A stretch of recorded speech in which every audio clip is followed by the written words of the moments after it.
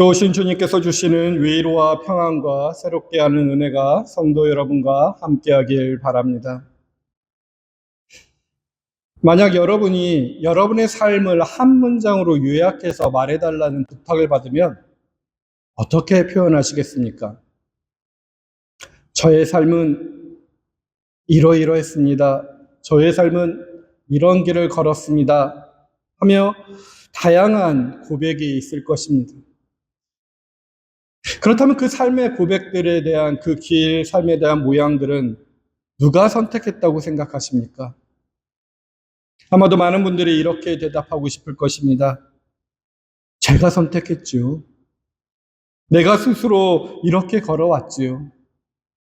내가 스스로 나의 문제를 이렇게 해결했습니다. 내가 스스로 선택했습니다. 학업이든 직장이든 신앙생활이든 우리는 은연중에 오늘의 나를 만든 것이 나 자신의 노력과 판단이 많은 부분을 차지했다고 생각할 것입니다. 물론 신앙인들 중에 일부분 하나님께서 은혜로 도와주셨다 고백은 하긴 합니다. 근데 오늘 우리가 함께 읽은 이 세 개의 본문은 내가 했다라는 생각을 정말로 내려놓게 만드는 본문들입니다. 그 본문을 한번 묵상해 보고자 하는 것입니다. 먼저 이사야의 말씀을 같이 묵상해 보겠습니다. 이사야의 말씀은 지금 포로로 있는 이스라엘 백성들에게 이사야가 선포하는 중입니다. 포로 어떤 생활인가요? 고국이 완전히 무너졌습니다. 돌아갈 희망이 없습니다. 신앙의 가장 중심이었던 성전도 무너졌습니다. 우리의 신이 정말로 강한 걸까? 저 앞에 보이는 다른 우상의 신들 앞에 속에서 자신들의 신앙이 흔들립니다. 낯선 땅에서 또한 삶은 어떤가요? 노예처럼 살아갑니다. 그러한 사람들에게 예언자가 그들을 붙돋아 주려면 어떤 말을 해야 될까요? 일어나라. 힘을 내라. 너희 안에 아직 저력이 남아있다. 하나님께서 곧 이 문제를 해결해 줄 것이다. 라는 말이 있어야 될 것입니다. 근데 그런 기대를 가지고 이사야 말씀을 묵상하는데 1절은 정말 뜻밖의 말씀처럼 묵상이 됩니다. 1절 보십시오. 뒷부분에 1절 후반부에 저 바위를 보아라. 너희가 거기에서 떨어져 나왔다. 저 구덩이를 보아라. 너희가 거기에서 나왔다. 이렇게 표현하고 있습니다. 바위를 보고 구덩이를 보라고 하는 것입니다. 실제의 바위와 구덩이가 아닐 것입니다. 여기서 이 바위와 이 구덩이는 아마도 채석장에서 돌을 캐낼 때 그 돌이 원래 붙어 있었던 그 바위, 돌을 캐낸 구덩이가 있듯이 지금 이사야는 지금 이스라엘 백성 전체를 하나의 돌덩이로 비유하면서 너희가 캐내어진 그 원래 자리 바위를 한번 쳐다보라는 것입니다. 그리고 그 구덩이 같은 정말로 비관적인 모습들을, 과거의 모습을 생각해 보라는 것입니다. 다시 말해 바위를 보라는 명령은 공간적으로 눈을 돌리란 뜻이 아니라 시간적으로 거슬러 올라가 너희의 기원, 너희가 처음 시작된 그 자리를 한번 살펴보라는 것입니다. 그렇기 때문에 이어지는 말씀은 이렇게 표현되어 있습니다. 2절 보시면 너희의 조상 아브라함을 생각하여 보고 너희를 낳아준 사라를 생각해 보아라 라고 하는 것입니다. 즉 바위를 보라, 구덩이를 보라, 생각하여 보라는 이 말씀 때문에 지금 기억의 행위, 과거를 향한 회상을 해보라는 것입니다. 그리고 이어지는 2절 후반부에 이렇게 표현되어 있습니다. 내가 아브라함을 불렀을 때에는 자식이 없었다. 그러나 내가 그에게 은혜를 내려서 그 자손을 수없이 많게 하였다. 아멘. 우리는 이런 구절을 읽으면 자기도 모르게 맨 뒷부분에 마음이 딱 끌리고 클릭되고 더 이상 다른 구절이 안 보입니다. 그 자손을 수없이 많게 하였다. 그런데 이 말씀의 앞에 사로잡혀 있으면 바로 앞에 있는 구절이 우리가 서보지를 못합니다. 아브라함을 불렀을 때 자식이 없었다 표현하고 있습니다. 참 함축적인 표현입니다. 철저한 무능력을 한 단어로 표현한 것인데 이것을 우리는 지나쳐버립니다. 그래도 오늘 의도적으로 이 단어 앞에 한번 서보십시오. 자녀가 없었다. 몇 년 동안 없었나요? 100세가 될 때까지 없었던 아주 긴 세월입니다. 아브라함은 어땠었나요? 하나님께서 아브라함을 불렀을 때 아브라함 상당한 나이였고 사라는 태 자체가 닫힌 여인이었습니다. 그런데 세월이 흘러도 그 약속이 이루어지지 않습니다. 그리고 세월이 흘러 그 약속을 다시 확인하였을 때 아브라함은 99세였습니다. 그때 하나님 앞에 엎드립니다. 근데 창세기 17장 18절을 보면 마치 아브라함은 100세 된 사람이 어떻게 아들을 낳을 수 있겠습니까? 하며 하나님께 따지듯 아주 포기한 사람의 입장에 서 있습니다. 심지어 사라는 장막 뒤에서 지금 그러한 장면을 비웃듯 웃고 있다는 식으로 표현이 되어 있습니다. 지금 자녀가 없었다라는 것은 모든 가능성의 문이 완전히 닫혀버린 두 노인의 이야기를 하고 있는 것입니다. 그렇다면 이 시점 속에서 본문이 지금 이사야 예언자가 이스라엘 사람들에게 생각해 보라라는 것은 어떠한 내용일까요? 저 바위를 보아라, 저 구덩이를 보아라 말할 때 우리에게 보여주려는 것은 하나님의 능력이 아니라 먼저 우리 자신의 무능력을 한번 바라보라는 것입니다.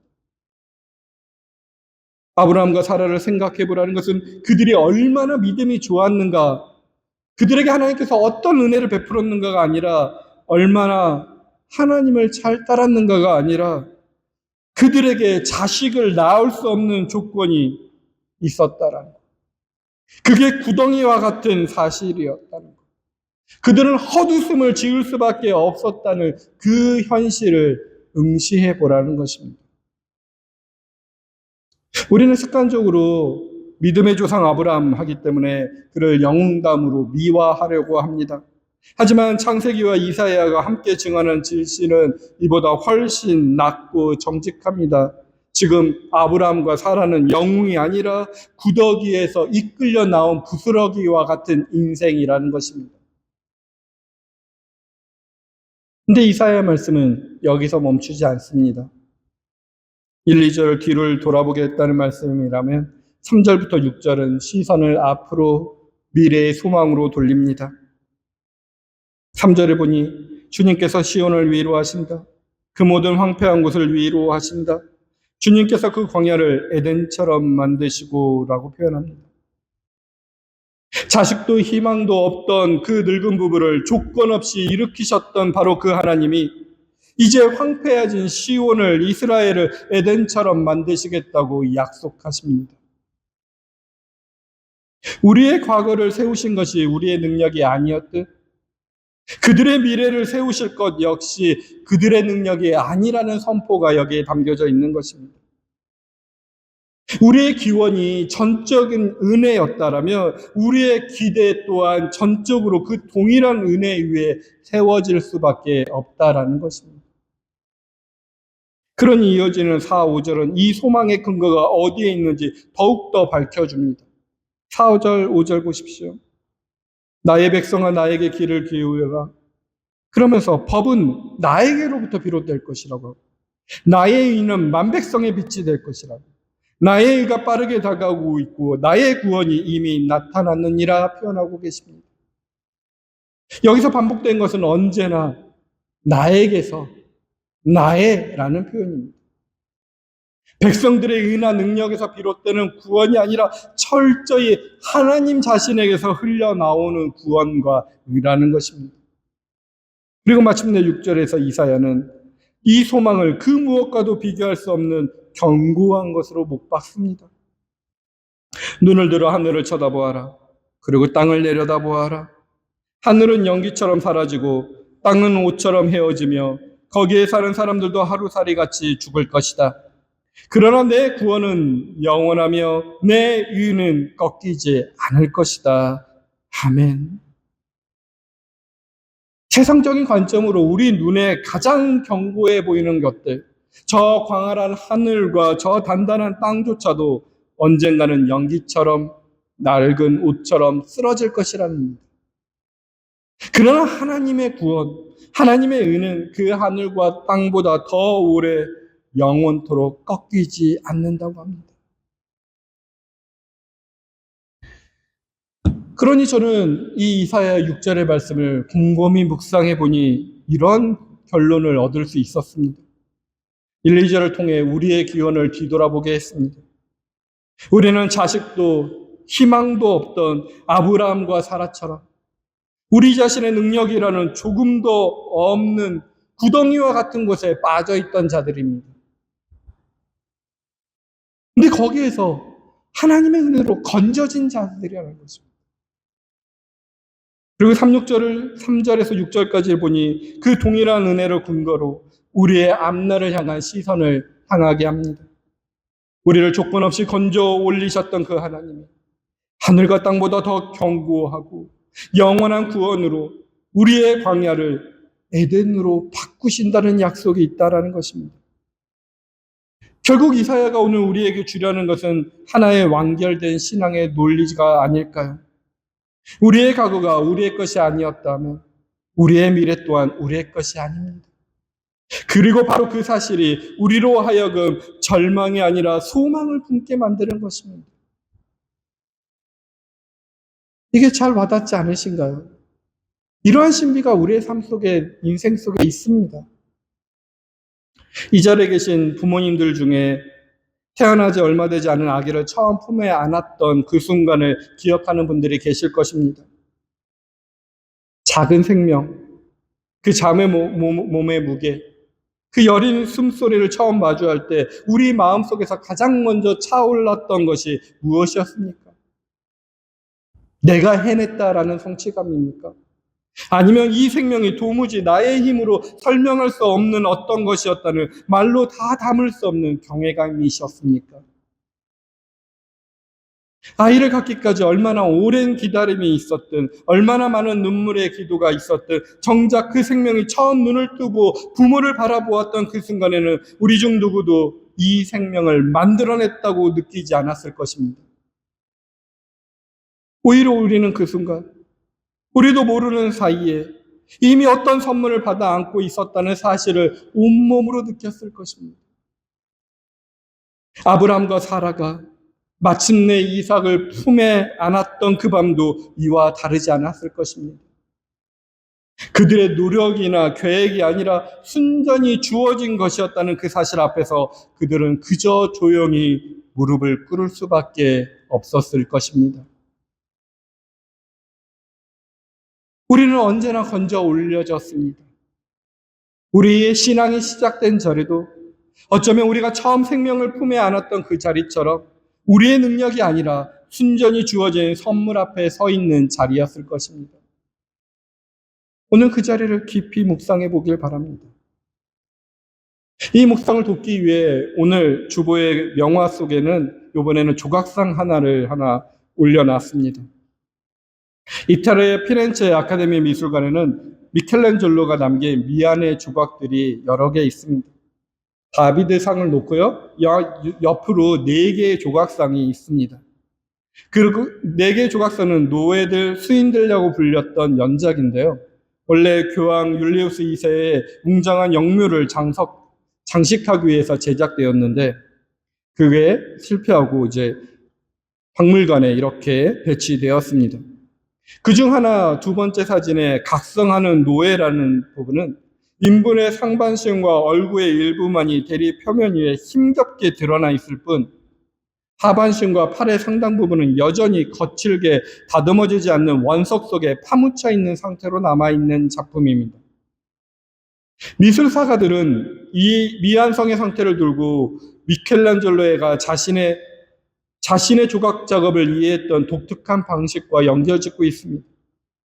그는 대리석 덩어리를 바라보았을 때 그 안에 이미 완성된 형상이 갇혀 있으며 조각가가 하는 일은 그 형상을 가두고 있는 여분의 돈을 깎아내어 해방시키는 일이라고 여겼다고 전해지고 있습니다.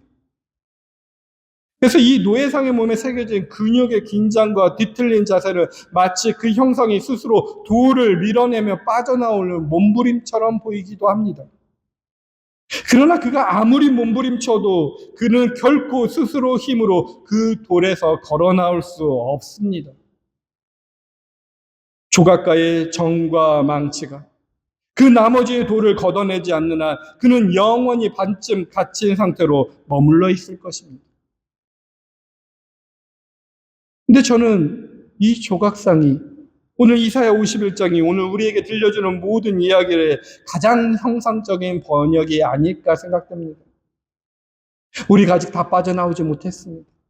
포로 생활입니다. 신앙이 흔들립니다. 구덩이에 빠진 것 같습니다. 우리 안에 여전히 우리를 붙들고 있는 원석의 무게가 남아 있습니다. 그러나 그 사실이 우리를 절망하게 하지 않는 이유는 우리를 그 돌에서 끌어내는 손이 처음부터 우리의 자신의 손이 아니었기 때문이라는 것을 깨달았기 때문에 그렇습니다. 하나님의 손이 하고 계시는 것입니다. 아브라함과 사라를 불가능의 자리에서 건져 올리시고 하늘과 땅보다 더 영원한 구원을 약속하신 그 손이 오늘도 여전히 우리를 위해 정과 만치를 들고 계심을 믿음으로 고백할 수 있는 것입니다. 그러므로 오늘 우리는 이렇게 정직하게 고백하지 않을 수 없습니다. 나는 스스로 일어선 적이 없습니다. 스스로 구원받은 적이 없습니다. 스스로 구덩이에서 나간 적이 없습니다. 스스로 내가 이 원석을 뚫고 나가지 못했습니다. 아브라함도 사라도 그리고 오늘 이 자리에 앉아있는 우리 각자도 자기 힘으로 구덩이 밖으로 걸어 나온 사람은 아무도 없습니다. 우리는 언제나 건져 올려졌습니다. 라는 고백밖에 할 수 없을 것입니다. 이번 주 이 고백을 깊이 묵상하는 저와 여러분이 되길 간절히 바랍니다. 그러면서 이제 마태복음으로 시선을 한번 옮겨보시길 바랍니다. 13절에 예수께서 빌립보의 가이사랴 지방에 이르러라고 하면서 오늘 우리가 잘 알고 있는 이야기가 시작됩니다. 이 지역명을 한번 생각해 봐야 됩니다. 빌립보의 가이사랴는 갈릴리 호수 북쪽으로 32km쯤 떨어진 곳이라고 합니다. 원래 목자의 신 판을 섬기던 동굴 성소가 있었던 자리인데 헤롯 대왕이 그 동굴 앞에 로마 황제를 섬기는 대리석 신성을 세우고 로마를 섬기는 신전을 세웠다고 합니다. 훗날 헤롯의 아들 빌립이 이 도시를 확장하여 자신과 황제의 이름을 붙여 빌립보의 가이사랴라는 이름을 붙이고 로마 황제가 신으로 숭배되던 제국 이데올릭의 심장부로 삼았다고 합니다. 근데 예수님이 하필 이 자리에 메시아니 하나님의 아들이라는 말을 묻게 하시는 것은 결코 우연이 아닙니다. 하나님에 대한 여호와에 대한 신앙의 우호적인 예루살렘의 성전들이 아니라 신앙을 고백하는 것은 로마를 반역하는 일, 황제를 반역하는 일이야 목숨을 건 저항이 되는 그 자리에서 지금 묻고 있는 것입니다. 근데 예수님은 먼저 안전한 질문을 던집니다. 사람들은 나를 누구라고 하냐고. 제자들은 망설 없이 대답합니다. 사람들은 세례자 요한이라고 하셨고요. 엘리야라고 하는 사람도 있고요. 예레미야나 예언자들 가운데 한 분이라고 하는 사람도 있었다고 합니다. 이 대답을 전하는 제자들에게 아무 위험이 없습니다. 삼자가 한 이야기를 전달했으니 책임을 회피할 수 있습니다. 근데 예수님은 갑자기 질문의 층위를 바꿔버립니다. 그러면 너희는 나를 누구라고 하느냐? 이제 이들은 두렵습니다. 자기가 한 말에 자기가 책임을 져야 됩니다. 가이사랴라는 그 지역에서 용감하게 고백해야 됩니다. 그런데 갑자기 시몬이 대답을 합니다. 선생님은 살아계신 하나님의 아들 그리스도이십니다. 근데 얼마나 짧은 순간에 예수님의 답변이 있는지 모르겠지만 갑자기 그 대답을, 그 근원을 예수님께서는 밝히십니다. 시몬 바요나야, 너는 복이 있다. 너에게 이것을 알려주신 분은 사람이 아니라 하늘에 계신 나의 아버지시다라고 표현합니다. 저는 이 구절에서 잠시 또 오랫동안 멈춰 섰습니다. 여러분도 한번 멈춰서 보십시오. 예수님께서는 베드로의 통찰력을 칭찬하지 않으셨습니다. 사람이 아니요라는 말씀을 하셨습니다. 그 고백은 인간 편에서 어떠한 축적된 노력의 산물도 아니라는 사실을 명시적으로 못 받는 것입니다. 베드로 입에서 터져 나온 그 문장은 그가 스스로 만들어낸, 그의 노력으로 만들어낸 것이 아니라 하늘로부터 임한 것입니다. 계시의 말씀이 그의 입술을 통해 선포된 것입니다. 그러니 베드로를 신앙의 영으로 추앙하라는 노력을 잠시 멈추시길 바랍니다. 베드로 역시 한번 이 고백 이후에 사탄아 뒤로 물러나라 라는 예수님의 꾸지람을 들었고요. 예수님을 3번이나 부인했고요. 십자가에 달려 돌아가셨을 때 도망갔던 자입니다. 성경은 사람을 결코 미화하려고 하지 않았습니다. 그런데도 16장 18절을 보면 너는 베드로다. 나는 이 반석 위에다가 내 교회를 세우겠다. 죽음의 문들이 그것을 이기지 못할 것이다 라고 하십니다. 그렇다면 이 반석은 베드로라는 인격의 견고함을 가리키는 것일까요? 아닙니다. 너는 베드로다 라고 표현하고 이후에 반석은 흔들리지 않는 인간이 아니라 하늘로부터 임한 고백이 그를 관통하여 지나간 그 베드로 위에 세우겠다라는 것입니다. 베드로는 지금 이상한 경험을 한 것입니다. 3년이나 예수님을 따라다니면서 잘 안다 생각할 것이고 누가 예수님이 누구냐면 자기가 제일 잘 설명할 수 있을 거라고 생각했을 것입니다. 그런데 그러한 관찰과 그러한 판단할 수 있다는 은밀한 자부심을 가졌던 베드로가 이상한 경험을 한 것입니다. 자기 힘으로 도달했다고 믿었던 순간이 실은 철저히 주어진 것임을 깨닫게 하는 하나님의 음성이 와서 자기도 알지 못하는 고백을 해버리게 된 것입니다. 너에게 이것을 알려주신 분은 사람이 아니라 하늘에 계신 내 아버지다 하는 말씀이 베드로 자신이 스스로 결코 이 자리에 이룰 수 없다는 사실을 정면으로 폭로되었고 그것을 깨닫게 되는 것입니다. 자기 것이라 주장할 것이 아무것도 남지 않은 그 무너진 자리에 그는 서 있는 것입니다. 그런데 그 무너진 자리에, 그 자아가 무너진 자리에 하나님의 계시가 통과한 그 베드로를 반석으로 삼으시고 그 위에 교회를 세우겠다 하는 것입니다. 이런 신앙의 신비를 우리는 묵상해 봐야 됩니다. 이것도 잘 이해가 안 될 수도 있지만 한번 이런 생각을 해보십시오. 우리는 오랜 세월 동안 신앙생활을 하면서 어릴 적부터 습관적으로 하나님 아버지, 아니 예수님의 이름으로 기도합니다. 아니면 주기도문의 기도를, 아니면 시편 23편의 말씀을 묵상하며 입에서 되뇌일 때가 많습니다. 근데 이 말들이 어느새 익숙해져서 때로는 그 뜻을 깊이 생각하지도 않고 술술 나오고도 합니다. 그런데 어느 날 아무런 예고도 없이 그 똑같은 말이 문득 전혀 다른 무게로 다가온 순간이 있지 않으신가요? 병상 곁에서, 혹은 새벽 어스름 속에서, 혹은 삶이 무너져 내렸던 같은 날 어느 날 밤 하나님 아버지 하는 순간 그 하나님의 아버지란 단어가 전혀 다르게 우리에게 느껴질 때가 있습니다. 예수님이라는 한마디가, 주기도문의 한 구절 한 구절이 정말로 나를 향한, 그리고 정말로 내가 그분을 향해 불어야 있는 살아있는 부름이 되어버리는 그런 순간 말입니다. 어제까지도 습관이었던 그 말이 오늘은 갑자기 나의 것이 되어버린 그 이상한 순간을 우리가 스스로 만들어내진 않았습니다. 우리는 다만 그 순간이 우리에게 찾아왔을 때 그것을 알아차렸을 뿐인 것입니다. 베드로가 주는 그리스도시요 살아계신 하나님의 아들이십니다 라는 고백했던 그 순간도 이와 다르지 않을 것입니다. 그는 아마 오래전부터 예수님을 스승님이라 랍비라 불러왔을 것입니다. 그런데 그날 빌립보 가이사랴의 그 자리에서 늘 부르던 그 이름들이 갑자기 전혀 다른 무게로 그의 입술을 뚫고 나왔던 것입니다. 그것은 그가 그날 갑자기 더 똑똑해진 것이 아니라 하늘 아버지께서 바로 그 순간 그것을 알게 해 주셨기 때문입니다. 그러니 오늘 우리는 이렇게 고백할 수 있습니다. 우리도 언제나 알게 되는 것입니다.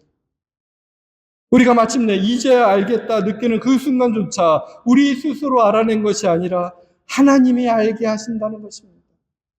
하나님의 손이 오늘 우리를 알게 하시려고 정과 망치를 들고 우리를 계속 두들기고 있다고 묵상이 됩니다.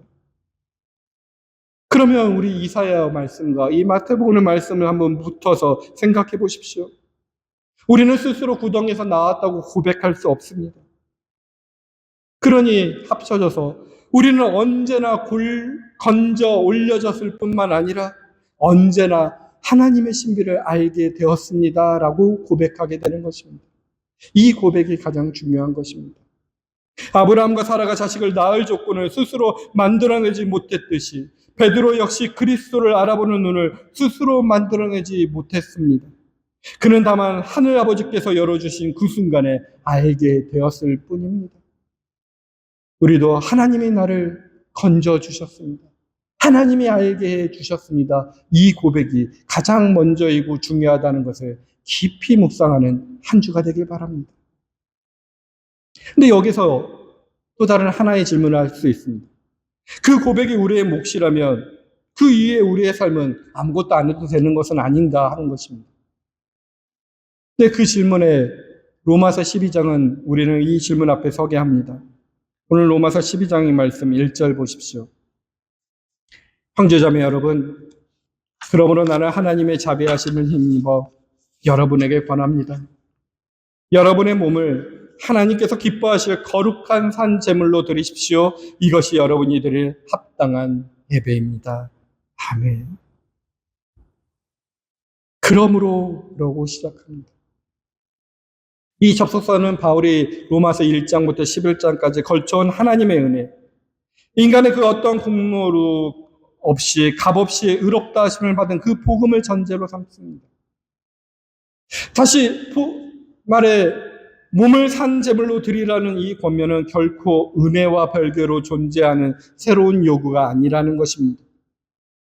이것은 이미 주어진 은혜에 대해 필연적인, 그러나 여전히 은혜 안에서 일어나는 응답이라는 것입니다. 그럼에도 우리는 여기서 자연스러운 하나의 의문과 또한 마주하게 됩니다. 오늘 복음서에서 베드로는 이미 입술로 주는 그리스도시요 살아계신 하나님의 아들이십니다 라고 고백했고 그것이 정말로 칭찬받았습니다. 그 고백이 하늘로부터 임한 계시면 그걸로 이미 충만한 것이 아닐까요? 그런데 바울은 어째서 굳이 몸을 언급했고 입술로 이미 고백했다면서 다시 몸으로 드리라고 말했을까요? 아마도 그 이유는 입술로 드려지는 고백과 몸으로 드려지는 예배가 서로 다른 두 개의 신앙 과제가 아니기 때문입니다. 오히려 몸으로 드려지는 자리야말로 입술의 고백이 참인지 거짓인지를 드러내는 자리가 되기 때문에 그렇습니다. 마태복음 26장 27절의 순환기사를 보면 많은 자들이 예수가 그리스도라고 고백합니다. 거기에 빌라도의 신문 속에서 군인들의 조로 속에서 그리스도란 이름이 계속 언급됩니다. 그런데 그것을 입술로 올렸다는 그 자체가 그들을 신앙 고백자로 만들어주지 않았습니다.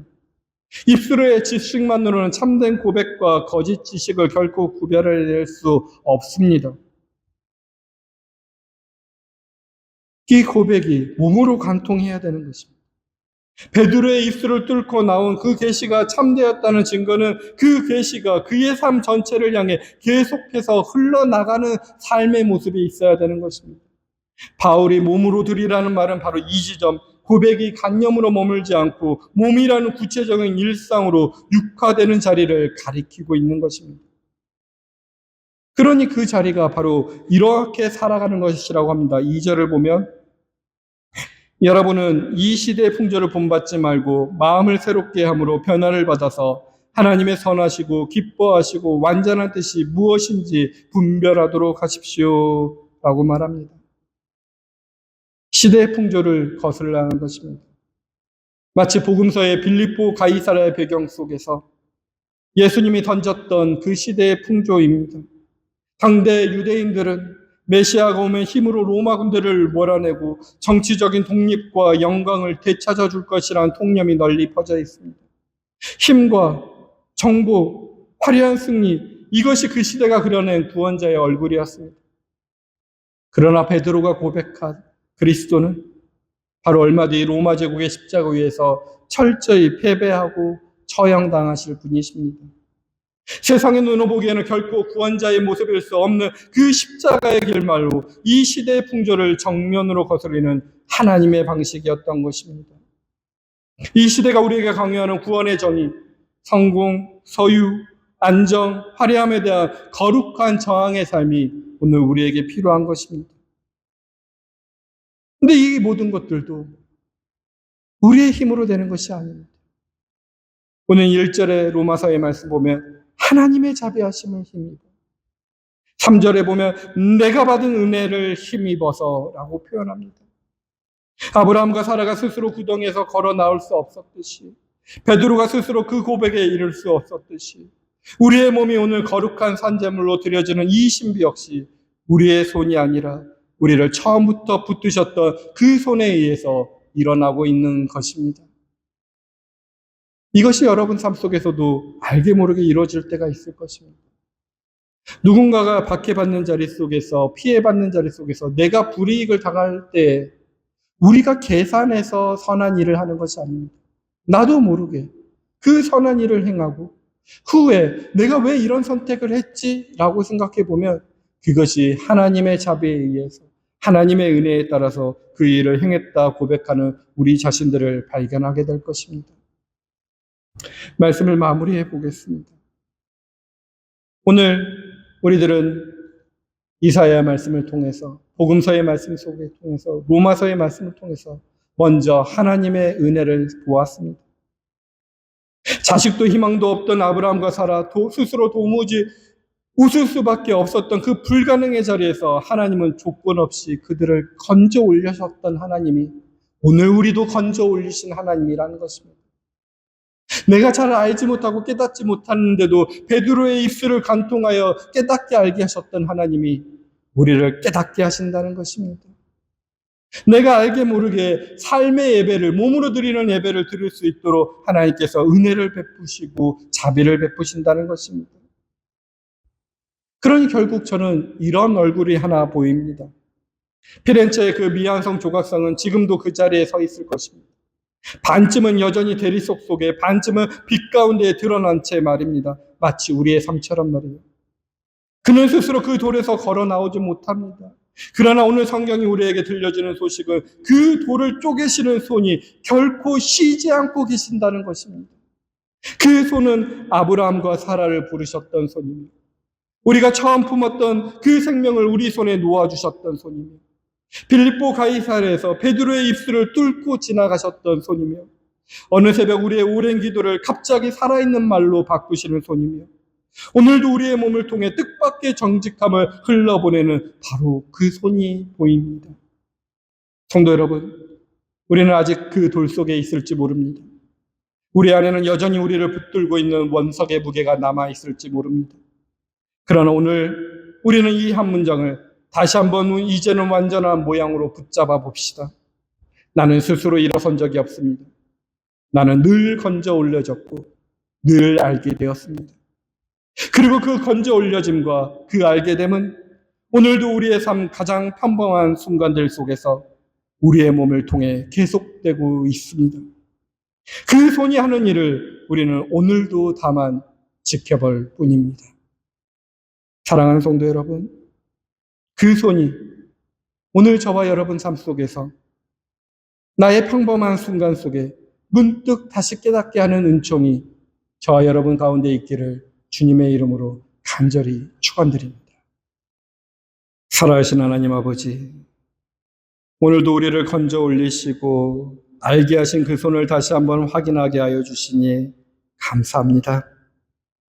우리는 스스로 일어선 적이 없고 우리가 붙든 것이 아니라 처음부터 붙들려 있었음을 오늘 말씀 앞에서 다시 마주합니다. 아직 돌 속에 남아있는 우리의 연약함을 주님께서 아십니다. 그러나 우리를 그 돌에서 끌어내시는 손이 지금도 쉬지 않으심을 믿습니다. 이번 한 주간 우리가 잊고 지냈던 그 은혜가 평범한 순간 속에서 다시 우리를 찾아오게 하여 주시옵소서. 우리의 입술이, 우리의 몸이 다시 그 손의 일하심을 증언하게 하여 주시옵소서. 예수님의 이름으로 기도합니다. 아멘.